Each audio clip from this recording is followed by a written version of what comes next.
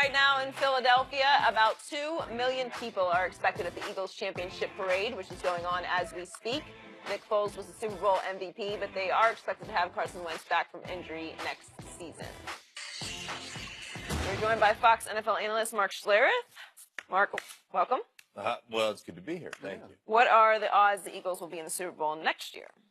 Probably not good. I mean, if you look at history, your ability to repeat. I mean, if you looked at them from just a pure roster standpoint, and obviously the NFC is loaded, and they'll get Aaron Rodgers back in Green Bay, and obviously what they've done in New Orleans and, Carolina. And so there's a lot of great teams. But if you look at their roster, the roster construction that they have put together, Howie Roseman has done a phenomenal job out there. You would have to say that from a pure roster standpoint, maybe put them in the 80th percentile. Like they are that good, and they're going to get their quarterback back. I mean, they are that good. Lines of scrimmage are just outstanding.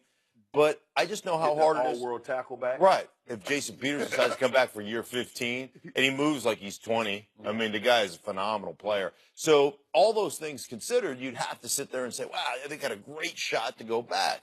I just know how tough it is to repeat. I know. You do. I mean, just think about this, just from what we've done. Like what, and I'm talking about the collective media and fan bases. Well, hey, Nick Foles is a Super Bowl MVP. Let's go out and get Nick Foles. Nick Foles should ask for more money. Nick Foles should do this. Nick Foles is under contract for $7.5 million. Yeah, he is under contract. But, everybody thinks that they should get more money. Hey, man, I was a great contributor. Should I get more money? I'd like a new contract. So you have to deal with those things as a franchise and organization. The other thing you have to deal with is some guys are sated by success.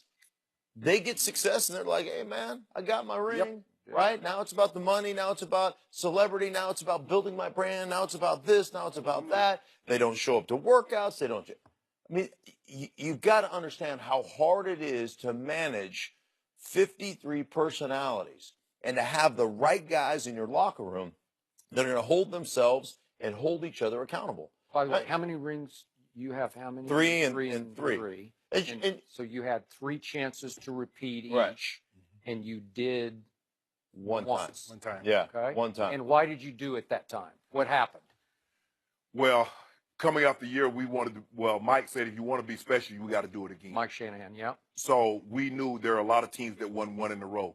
The way you got judged differently if you repeated, because so few teams had done it. Yeah. So that was our mindset, and we were hungry. The thing is, a lot of instinct, you're absolutely right. The thing is that it's a blessing and a curse to win the Super Bowl. Because when you win the Super Bowl, a lot of guys had to play well. But everybody thinks they played an equal share in the role. The caterers say, well, the reason why you won because we brought you the good food. The lawn care people say, hey, we cut that grass just right. Everybody wants more. Will they have the same desire to repeat as they had to win it? See, we can't even say with them, barring injury. They lost the MVP caliber quarterback. They lost the left tackle, and they lost Darren Sproles. So we can't say barring injury because they're loaded. And they lost Jordan Hicks, who's a really good. Yeah, they started middle linebacker. Oh. So we can't even say that. Yeah.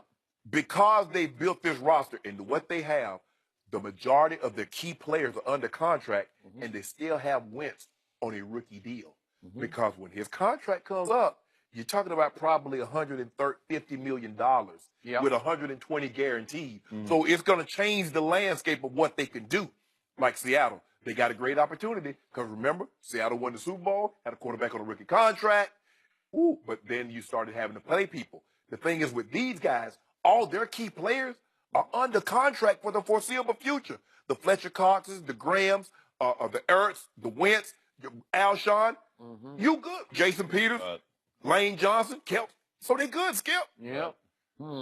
I like their chances better than somebody else. I think one of the other things, and Sharp was right, we're hungry, and we had a bunch of professionals. Like Sharp would go back to Atlanta, where he lived. And you knew when he walked in, he's going to be yoked, he's going to be Skip. He's going to be. You didn't have to worry about him going off and not working out. That was our team. You weren't going to. Really? You weren't going to miss. I tell you the other thing is that what happened in that Super Bowl? No, second Super Bowl. I was torn. You were injured. Yeah. Well, wait. You were literally torn up. Well, but here's the other thing. Here's the other thing that motivated that football team. We felt like we should have won 3 in a row. Yeah. We lost a game against Jacksonville, and there was never a day that went by over those next 2 years when we won back-to-back where that didn't come up. Like, we were practicing back and go, hey, you guys want Jacksonville again? Anybody want that again? Like that feeling? Yeah. Man, go ahead on, Skip. We put something on him, too. Yeah. Yeah. Oh, Because remember, Mike said, well, I got word that because they had played Oakland, and once they found out they were playing you guys, they started celebrating. I said, oh, really? Yep. I said, I tell you what, hey, I don't even throw me no passes. I put on, if I take the wrist a little,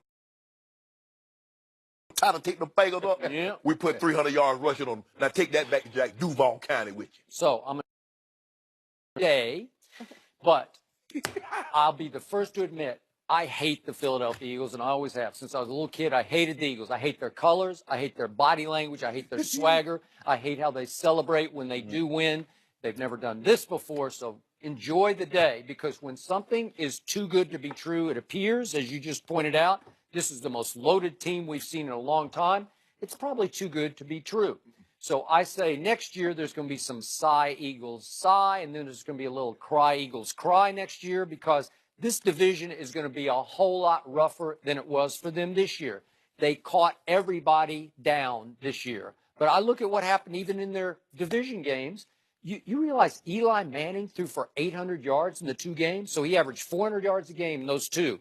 And what happened? The first game, Eli and company scored 24 points in the 4th quarter, and it took that 61 yards. That Jake Elliott kid, the rookie, he had to make it from 61 at the buzzer to survive that game. And the next game against Eli was 34-29, so it was highly competitive.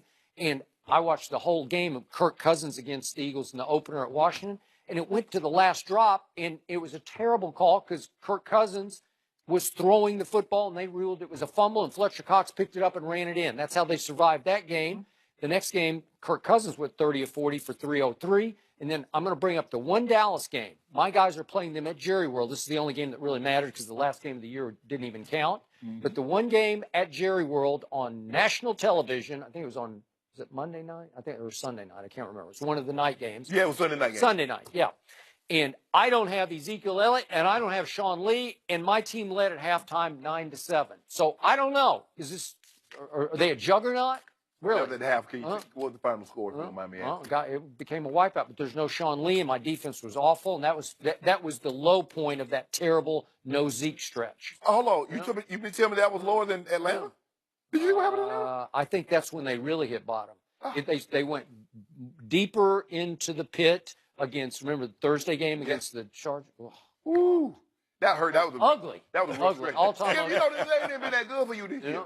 Ain't really been that good. It's much easier when you just each week pick the team that's winning that week. And Saint Nick did it to you.